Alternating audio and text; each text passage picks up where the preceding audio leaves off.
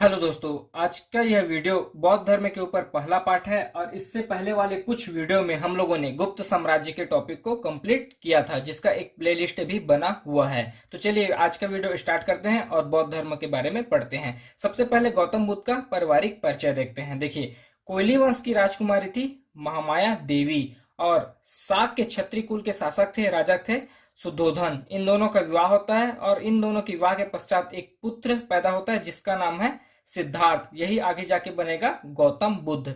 लेकिन सिद्धांत के जन्म के बाद 7 दिन बाद उनकी माता महामाया देवी या माया देवी की मृत्यु हो जाती है, जिसके बाद शुद्धोधन का एक और विवाह होता है महामाया देवी की बहन के साथ, जिसका नाम है महाप्रजापति गौतमी, यानी कि यह सिद्धार्थ की मौसी है। तो शुद्धोधन का दो विवाह हुआ, पहला महामाया देवी या माया देवी से जो सिद्धांत की माता है, और दूसरा विवाह हुआ माया देवी की बहन प्रजापति गौतमी से जो सिद्धांत की मौसी है। पहला महामाया देवी से और दूसरा प्रजापति गौतमी से। देखिए, शुद्धोधन का विवाह प्रजापति गौतमी से हुआ। इन दोनों से दो संतान पैदा हुए, पहला नंदी और दूसरा नंदा। नंदी पुत्री और नंदा पुत्र। उसके बाद शुद्धोधन की बहन का नाम है पमिता और इसका विवाह होता है सुप्त बुद्ध से जो शाक्य क्षत्रिय कुल के हैं और सेनापति हैं, शुद्धोधन के सेनापति हैं। तो इन दोनों से एक पुत्री पैदा होती है जिसका नाम है यशोधरा या बिंबा या गोपा या मकरछना, और इनका विवाह होता है सिद्धार्थ के साथ। पमिता और सुप्त बुद्ध की पुत्री है यशोधरा, इनका विवाह होता है सिद्धार्थ के साथ और इन दोनों से एक पुत्र पैदा होता है जिसका नाम है राहुल। एक बार और देखते हैं फैमिली बैकग्राउंड। कोयली वंश की राजकुमारी है महामाया देवी और शाक के क्षत्रिय कुल के शासक हैं शुद्धोधन। इन दोनों का विवाह होता है और इनसे एक पुत्र पैदा होता है जिसका नाम है गौतम बुद्ध या सिद्धार्थ।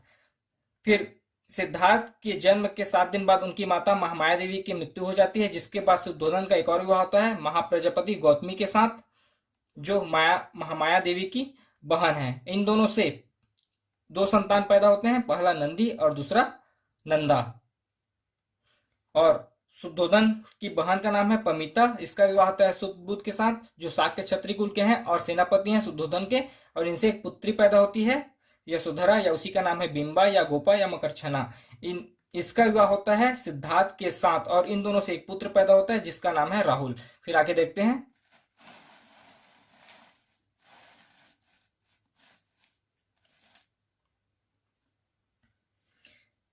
देखिए, सिद्धार्थ का जन्म हुआ था 563 ईस्वी में।